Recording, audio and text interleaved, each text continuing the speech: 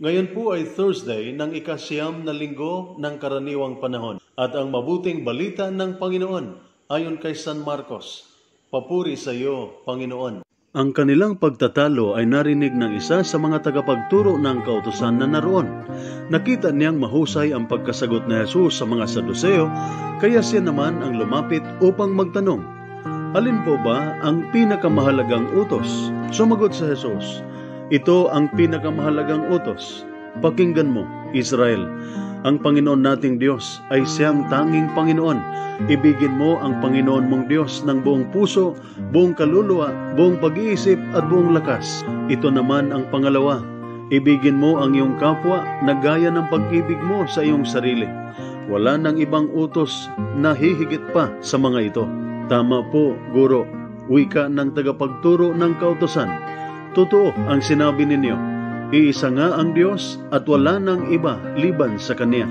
At higit na mahalaga ang umibig sa Kanya ng buong puso, buong pag-iisip at buong lakas, at ang umibig sa kapwa gaya ng pag-ibig sa sarili, kaysa magdala ng lahat ng handog na susunugin at iba pang mga alay.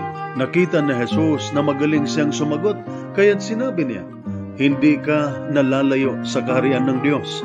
At mula noon ay wala nang nangahas na magtanong kay Jesus. Ang mabuting balita ng ating Panginoon. Pinupuri ka namin, Panginoong Hesukristo. Ano po ba ang pinakamahalagang bagay na maaari nating ialay sa Diyos? Itinuturo po sa atin ng mabuting balita na ang alay na nagpapasaya sa Diyos ay hindi po ang ating pera o anumang material na bagay na dinadala natin sa altar, kundi ang pag-ibig natin sa Diyos ng buong puso, buong pag-iisip at buong lakas, at ang pag-ibig sa kapwa tulad ng ating sarili. Ibig sabihin, ang ating pera o ang mga material na bagay na dinadala natin sa simbahan at inialay natin sa dambana ay magkakaroon lamang ng halaga sa mata ng Diyos kung sa araw-araw nating pamumuhay ay mayroon tayong oras o panahon sa Diyos at mayroon tayong malasakit sa ating kapwa.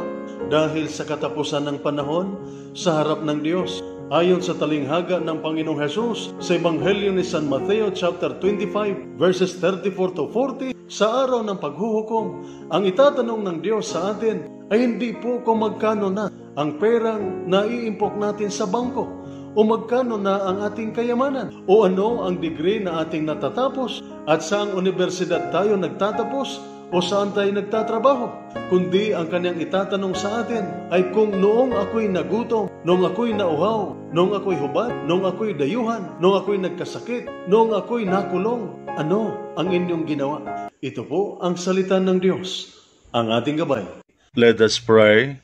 Lord God, Almighty Father, Creator of mankind and author of peace, those who take refuge in you will be glad and forever will shout for joy.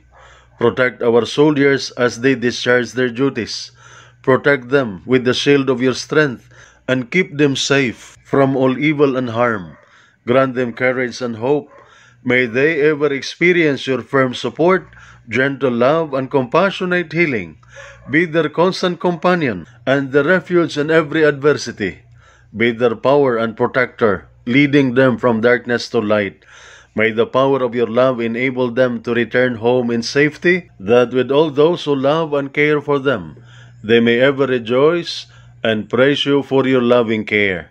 We ask this through Christ our Lord.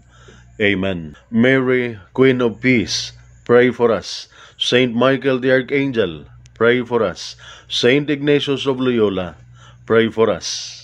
At sumainyo at sa inyong pamilya ang pagpapala na makapangyarihang Diyos, Ama, Anak at Espiritu Santo. Amen.